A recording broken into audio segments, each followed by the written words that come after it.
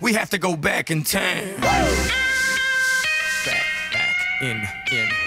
Vous agitez matin et soir, vous madame comme vous monsieur, cet objet de 15 cm au bout arrondi, couvert de poils. Je vais vous parler de la brosse à dents, évidemment. La brosse à dents, c'est un objet usuel, apprécié par les jeunes cadres aérodynamiques, au sourire carnassier, aux dents à rayer le parquet, qui n'a pas toujours eu, d'ailleurs, cette forme qu'on lui connaît aujourd'hui. Couleur fluo, le gratte-langue, voire même le moteur, le cas échéant. Non, non. Avant, c'était plutôt comme ça. C'était l'ancêtre de la brosse à dents, celle qu'on connaît aujourd'hui, en tout cas sous sa forme plus ou moins actuelle. Elle est rentrée dans nos salles de bain en 1938. Mais ça, c'était bien après que le premier homme eut croqué dans la pomme d'Adam, évidemment.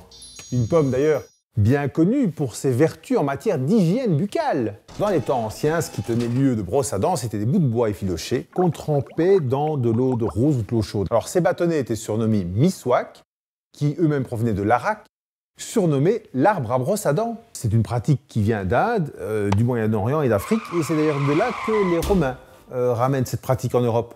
Les patriciens à Rome considéraient que se brosser les dents était un acte religieux, et c'était des esclaves qui en étaient chargés.